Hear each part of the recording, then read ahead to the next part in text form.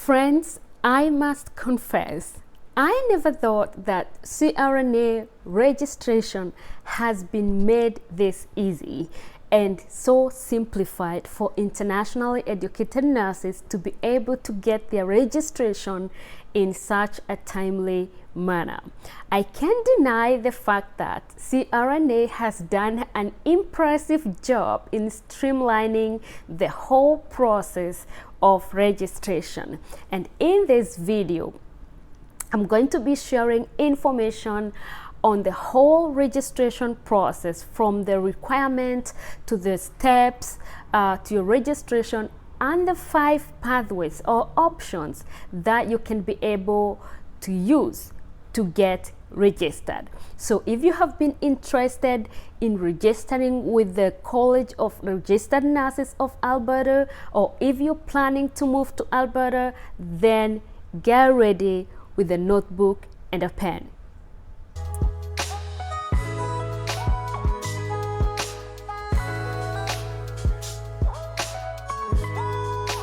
Hello friends, welcome back to IEN Facts Canada.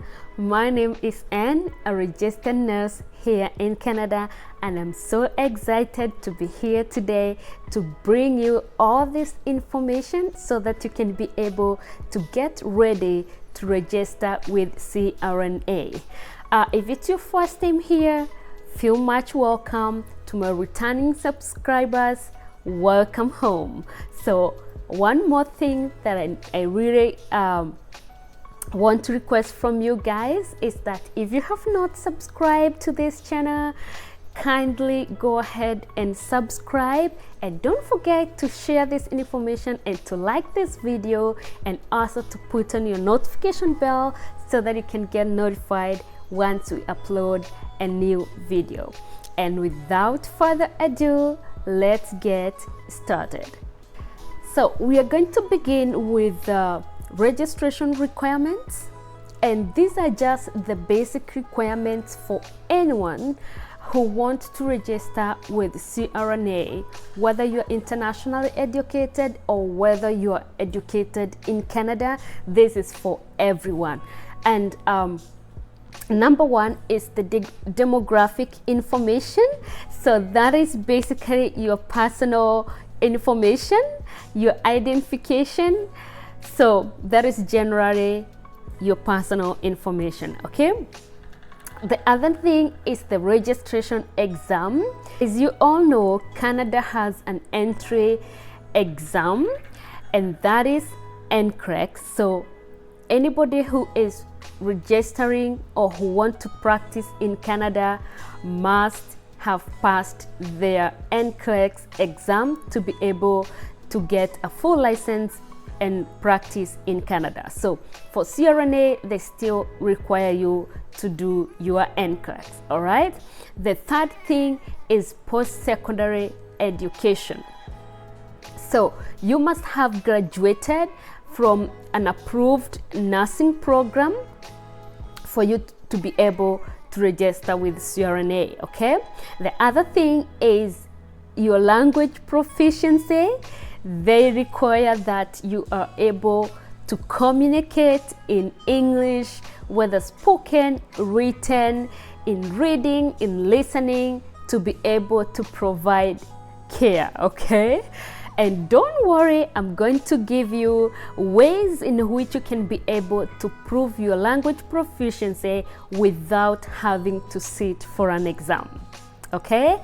So the other thing is the currency of practice, and this is required for everyone, okay? You're going to show your currency of practice, and basically that is your nursing experience.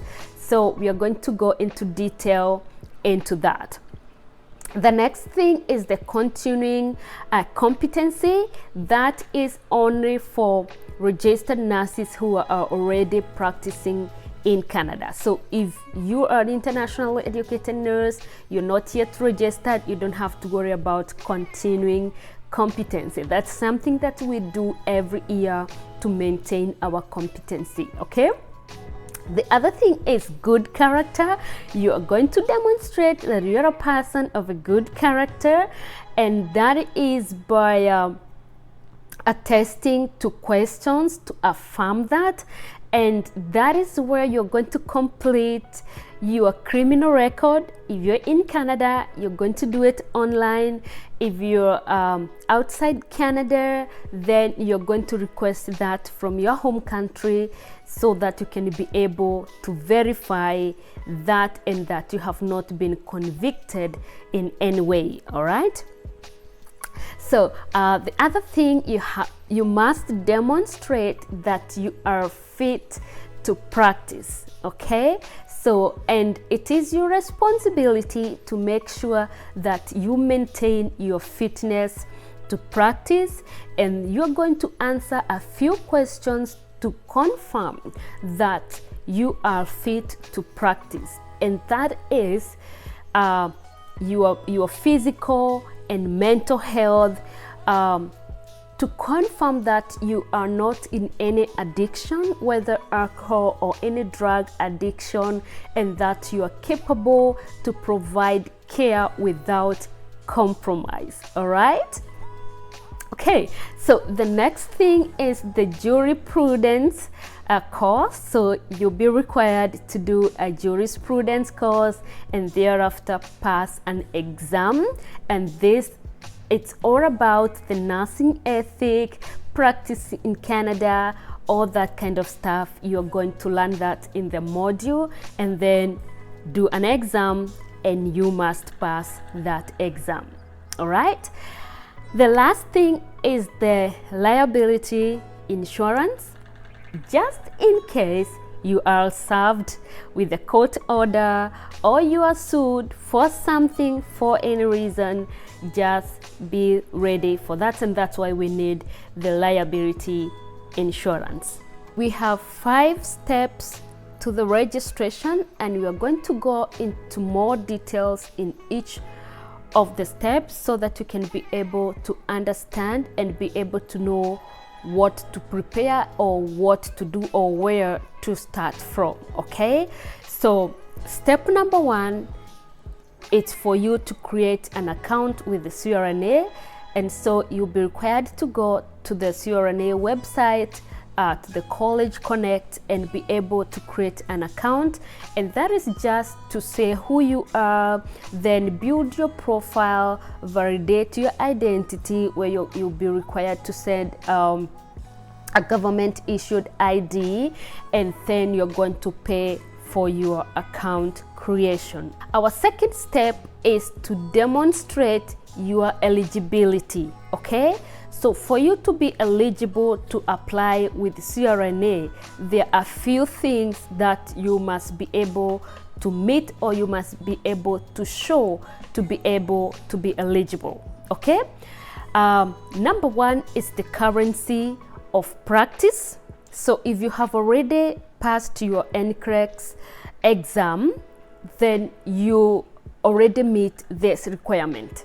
If you have conducted any practice hours as an RN, or you have completed any nursing courses, either a college or a university, or you have completed any of the Canadian assessment, that is like NCAS, or you have done the Registered Nurses Canadian Competency Assessment Program for Alberta, then that also is equivalent to the currency of practice. The other option is that if you have practiced in the last 5 years for 1,125 hours, then you are eligible for this application. Okay, or if you have completed your nursing program within the last 5 years, that also adds up as your currency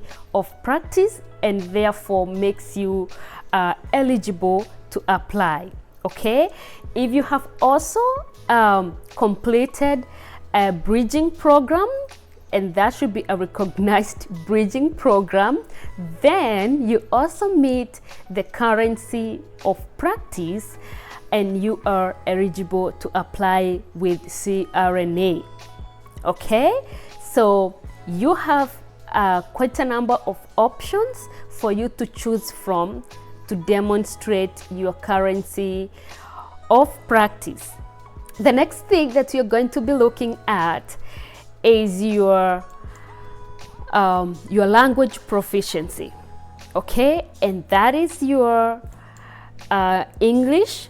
And as I told you before, that we have a number of ways to prove that you have the skill set to be able to prove your proficiency in English. Okay, and therefore we are going to go ahead and check out what are we able to provide to show that we meet the language proficiency. Number one, if you have done your NCLEX and passed your NCLEX, then you meet language proficiency automatically. So those people who have already done their NCLEX, then you are good to go. Okay, so if you have completed any nursing program in English for at least 2 years of full-time study in Canada, then automatically you meet your language proficiency. If you have completed a nursing education outside of Canada in English for the last for at least 2 years of full-time study outside of Canada, then you also meet the language proficiency. Isn't that awesome? Okay, if you have also any nursing practice in English within the past 3 years, then you also meet the language proficiency. Okay, the other thing is that if you have your NNAS report confirming your language proficiency, then good, you already proven your proficiency. Or if you have done your NCAS and your NCAS report confirms your language proficiency, then you are good to go. So the other thing, of course, is that if you have done any English test, that includes the CELBAN exam, and I know CELBAN is only available in Canada. So for those who are still who are in Canada, if you have done CELBAN and you have passed, then you are you already have your language proficiency.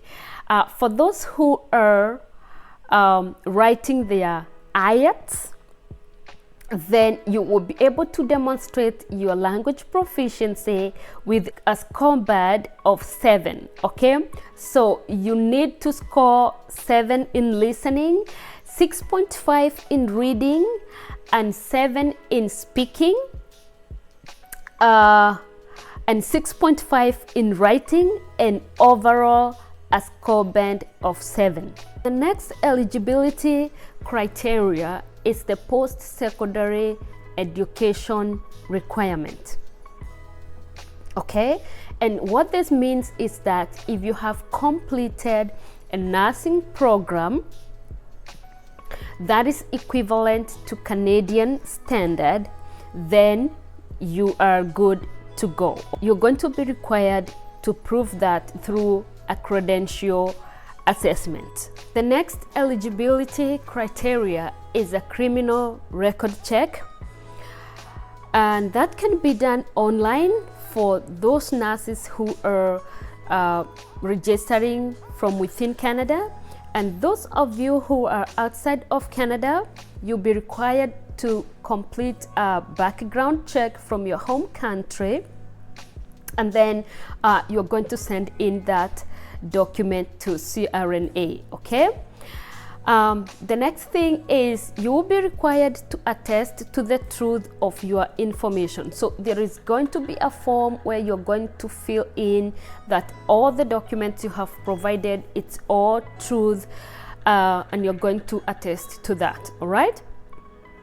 So the other thing is about the good character and fitness to practice. So you're also going to fill in a form with questions to affirm that you are fit to practice and that you will be able to maintain your fitness as long as you remain registered, and that is to confirm that you're not in any addiction, no alcohol, or you are not addicted to any drugs. Okay, so once you fill in that form, that also is one of the eligibility criteria. So you're going to affirm that by answering all those questions in that form.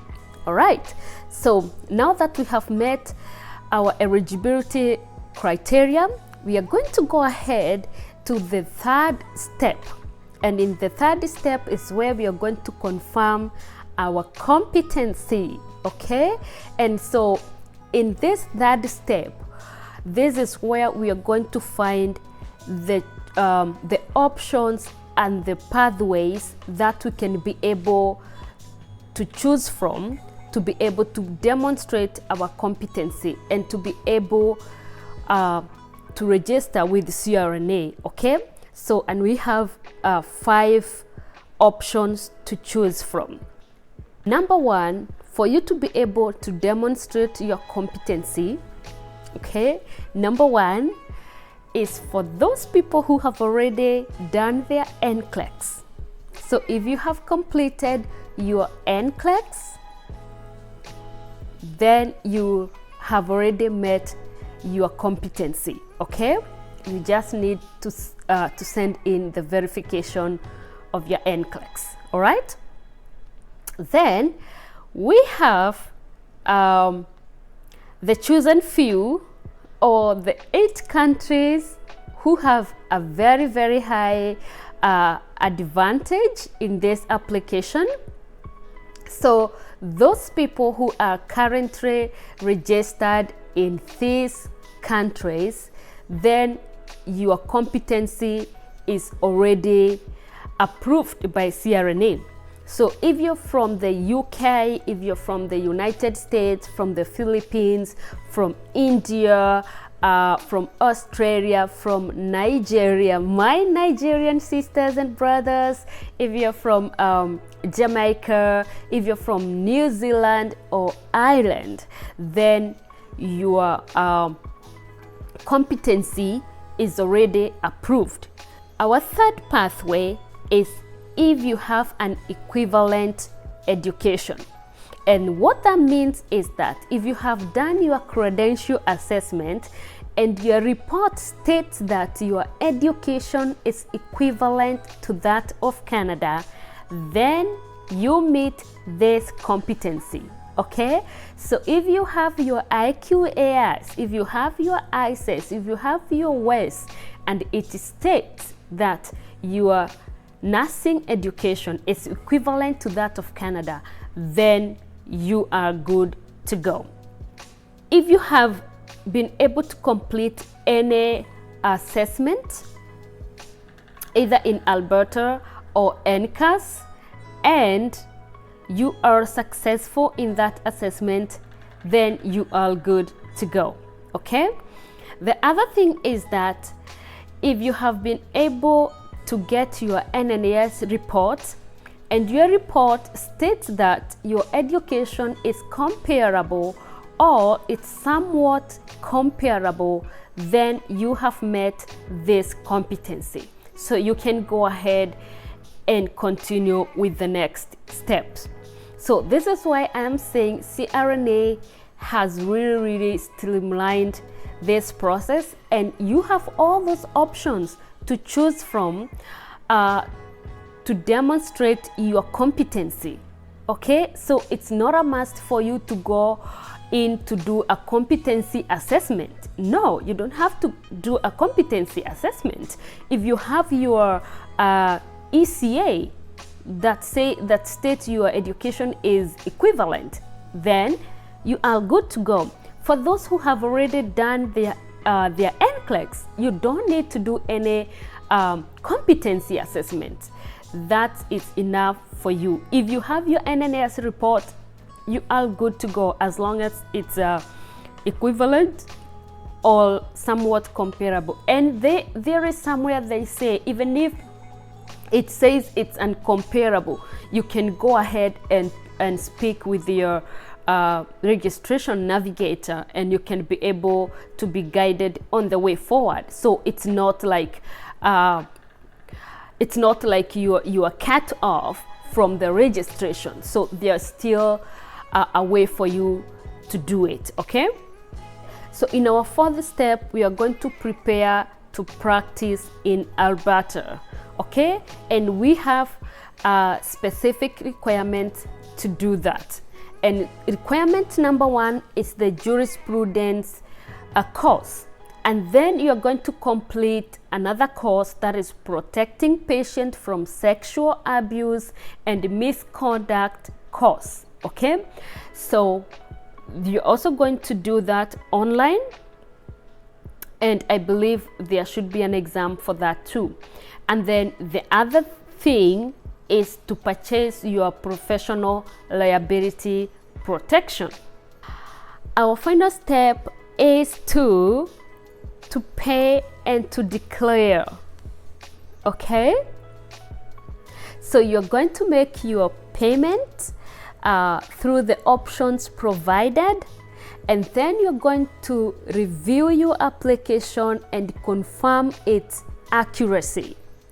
And that is to confirm that every detail, every document that you have provided is truth to your knowledge. Okay, so this is what step 5 entails. Make your permit payment, and then review your application to make sure everything is truthful. Okay, and they have their application costs. I'm just checking to see how much you're going to pay for your application. So for your application, you're going to pay $36.25. That's for your application fee. Then for your permit, you're going to pay 504 Canadian dollars. And then for your verification and transcripts, you're going to pay 40 Canadian dollars. And that comes to a total of 780 Canadian dollars, taxes included. Okay, so the practice year, it starts from October it starts from October and ends on 30th September. So from 1st October to 30th September. So depending on where your registration is beginning, or when you're doing your application, they are going to calculate on how many months are remaining for the year to end. Okay, so you might find yourself paying the full cost if you're registering in October, or maybe just a few dollars if you're registering in September. Unfortunately, Alberta, they had a bursary for international educated nurses, but I think more of the international educated nurses have been applying to Alberta, and therefore this program has been closed as per now until further notice. So probably once they are able to issue all the bursaries that are pending, maybe they are going to reopen up again, and we will wait and see what is going to happen. But unfortunately for now, the bursary program is closed for Alberta. Okay, so that's all the information that you need for this application, and I bet you agree with me that this is the easiest process so far. Okay, And you can tell me what you think in the comment section. And if you have any question, you can also drop it in the comment section, okay? And I'll get back to you as soon as I am able. So watch out for our next video. I will be taking you through the whole application step by step on how to do it, okay? So from me, it's a bye-bye for now. See you in our next video.